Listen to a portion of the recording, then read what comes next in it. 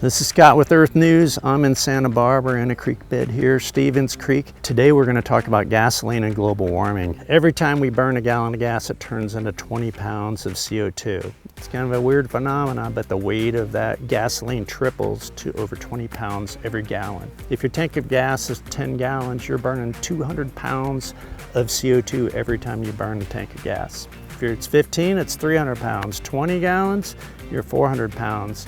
Those emissions add up and they change the climate. We have billions of people burning gasoline every day. It's changing the composition of our atmosphere, catching that heat from the sun and capturing it.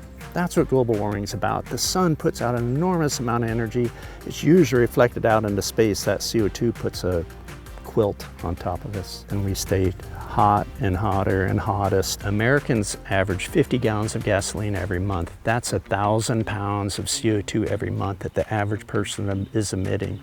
If you're in a fuel efficient car or don't drive much, then you cut below that. You drive a big truck, you're probably emitting a ton of emissions every month. Multiply that by a year and you get 24,000 pounds or 12 tons a year. The average American emits 6 tons of emissions just from gasoline. So every time you fill that tank, it's a lot of emissions. People worry about charging their electric cars, but there's a boom in electric charging stations in America right now. 16,000 were deployed in 2024. Trump's trying to stop it so people stay on fossil fuels. Walmart is going to deploy electric charging stations in every store nationwide. It's a huge upgrade to the network. Charging stations are coming, so you're not going to have to worry about that. We need to convert to electricity to get off fossil fuels. When we're using gasoline, those emissions go into the air and they stay there for hundreds of years. When your grandma drove back in the 1950s, that CO2 is still in the air, making it hotter because that sun is coming down and getting trapped from that CO2 and the CO2 of your fathers and your mothers and your brothers.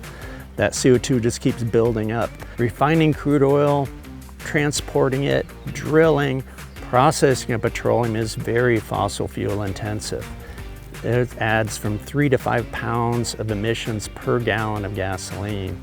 So that 20 pounds could be up to 25 pounds if you include the processing fee. Go electric and reduce those 6 tons of emissions each year. And you don't have to just buy an electric car, walk some, telecommute, give a phone call versus meeting someone. Rural people who drive more, first you can get a more fuel efficient car or get an electric, get a F-150 Lightning.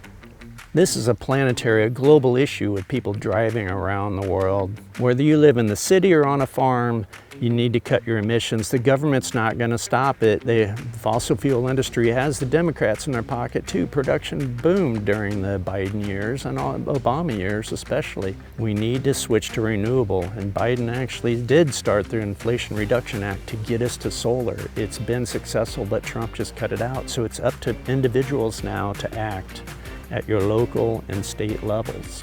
This isn't a country thing or a city thing. Everybody's affected by climate change. We need to find ways to reduce, drive less, walk more, telecommute. There's all kinds of ways to reduce your emissions.